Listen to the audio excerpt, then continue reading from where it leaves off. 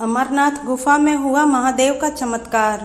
क्या हुआ जब एक लड़की चुपचाप रात 2 बजे अमरनाथ गुफा के अंदर चली गई और फिर उसे जो चमत्कार दिखाई दिया उसे देखकर आपके भी रोंगटे खड़े हो जाएंगे। आज की इस वीडियो में आपको इस बात का अंदाजा होगा कि अगर भक्त को अपने भगवान के प्रति विश्वास हो तो कलयुग के द्वार में भी भगवान उसे दर्शन देने जरूर आते हैं। लेकिन ऐसी क्या मजबूरी थी कि इस लड़की को रात 2 बजे अमरनाथ की गुफा में जाना पड़ा। इसकी सच्चाई हम आज की वीडियो में आपको बताने वाले हैं।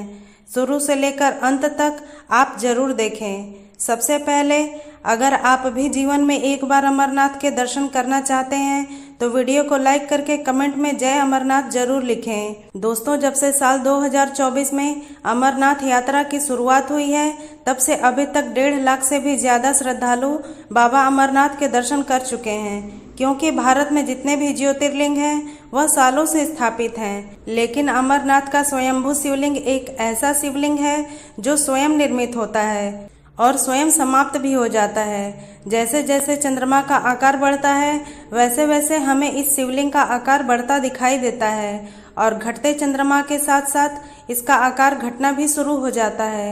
यह महादेव का बहुत बड़ा चमत्कार है। कहते हैं इसी गुफा के अंदर महादेव ने माता पार्वती को अमरता की कथा सुनाई थी। तब से अभी तक इस गुफा को अमरनाथ की गुफा के नाम से जाना जाता है। लाखों लोग साल 2024 में अमरनाथ के दर्शन कर चुके थे। उन्हीं में से एक थी सुमित्रा नाम की एक लड़की जो भगवान शिव की नगरी काशी की रहने वाली थी। वह बचपन से ही बनारस में पली बड़ी थी, लेकिन एक कार एक्सीडेंट में उसके माता पिता की मृत्यु हो गई। उसे अपने पिता से बहुत लगाव था, इसलिए अपने पिता की मृत्यु का बहुत गहरा सदमा सुमित्रा को लगा था, जिसके बाद अकेले ही उसने अपना जीवन यापन किया। काशी में पैदाइश की वजह से सुमित्रा महादेव की अनन्य भक्त थी। अपने पिता की यादों से बाहर निकलने के लिए उसने कहीं यात्रा पर जाने का निर्णय लिया और जब बाबा अमरनाथ की यात्रा शुरू हुई तो वह अकेले ही यात्रा करने के लिए रवाना हो गई। उसके पास केवल थोड़े से पैसे थे और उसके पापा की आखिरी निशानी थी जो कि एक लॉकेट था जो उसने गले में धारण कर रखा था, जिसे उसके पिता ने मरने से पहले गिफ्ट के तौर पर उसे दिया था। उस लॉकेट को सुमित्रा अपने पिता की आखिरी निशानी मानती थी और उस लॉकेट के साथ सुमित्रा को बहुत लगाव था। अब पहलगांव से उसने अमरनाथ की यात्रा शुरू की। सुमित्रा पैदल ही आगे बढ़ रही थी। 42 किलोमीटर की वह यात्रा समय समय पर चुनौतियां दे रही थी, क्योंकि मौसम बार बार बदल रहा था। कभी बरसात होती तो कभी धूप निकलती तो कभी पथरीले मार्ग बहुत ज्यादा डरा रहे थे, लेकिन फिर भी सुमित्रा लगातार आगे बढ़ते जा रही थी। 3 दिन चुनौतियों को पार करके आखिरकार वह अमरनाथ की गुफा तक पहुंच गई और बाबा अमरनाथ की बहुत अच्छी तरह से दर्शन किए। लेकिन वह बहुत थक चुकी थी और अपना कैंप वह साथ लेकर आई थी, जिसके कारण अमरनाथ की गुफा के समीप ही उसने अपना कैंप बांध लिया और रात्रि वहीं गुजारने का निश्चय किया। उस क्षेत्र में खाने पीने के बहुत सारे भंडारे थे, जिससे यात्रियों को खाने पीने की कोई कमी नहीं थी। लेकिन रात्रि के समय जब सुमित्रा अपने कैंप में सोने जा रही थी तब उसने महसूस किया कि उसके गले में वह लॉकेट नहीं है जो उसके पिता की आखिरी निशानी थी। वह बहुत ज़्यादा घबरा गई और इधर उधर लॉकेट को ढूंढने लगी, क्योंकि उसका लॉकेट में बहुत लगाव था।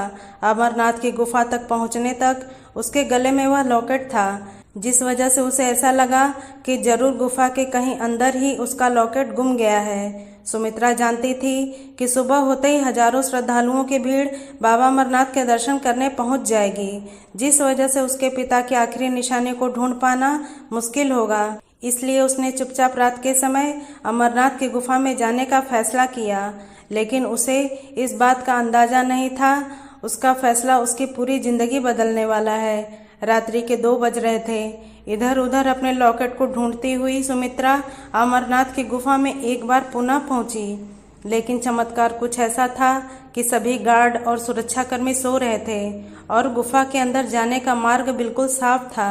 तो मौका पाकर चुपचाप सुमित्रा बाबा अमरनाथ की गुफा में चली गई और इधर उधर मोबाइल की फ्लैश लाइट से अपने लॉकेट को ढूंढने लगी।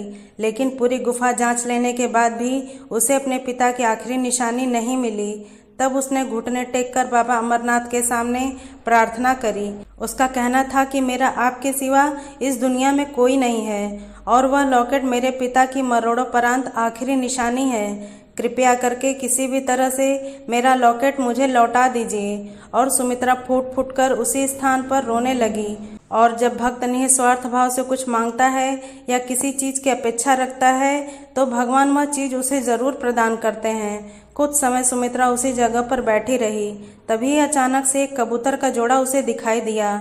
ऐसा कहते हैं अमरनाथ गुफा में जिसे भी कबूतर का जोड़ा दिखाई देता है उसे काफी नसीब वाला कहा जाता है, क्योंकि यह जोड़ा उसी समय से इस गुफा में है जब शिव जी ने माता पार्वती को अमर कथा सुनाई थी। तब से लेकर आज तक और आने वाले कलयुग के अंत तक इन कबूतरों के जोड़ों को अमर होने का वरदान मिला है। इनके दर्शन करके सुमित्रा धन्य धन्य हो गई।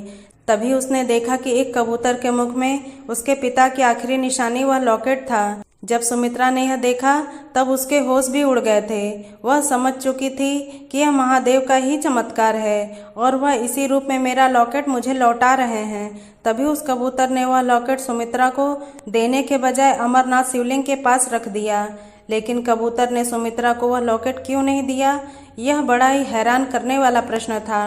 और अब सुमित्रा उस शिवलिंग के करीब जाने हेतु सक्षम नहीं थी, क्योंकि बीच में बहुत सारे बैरिकेड्स लगे हुए थे। उसे बहुत विचार करने के बाद उसे एक बात समझ में आई थी, यह लॉकेट भले ही मेरे पिता की आखिरी निशानी है, लेकिन इस लॉकेट की वजह से मैं हमेशा ही भावनात्मक रूप से कमजोर होती हूँ, गलत निर्णय लेती हूँ और मेरा मोह मेरे पिता के प्रति झूठ नहीं रहा, जिस वजह से मैं डिप्रेशन में रहती हूँ। आज अगर इस कबूतर ने इस लॉकेट को शिवलिंग को अर्पित किया है और अब वह समझ चुकी थी कि महादेव मुझे यह समझाना चाहते हैं कि इस दुनिया में जो भी आया और जो भी गया यह सब महादेव की ही रचना है।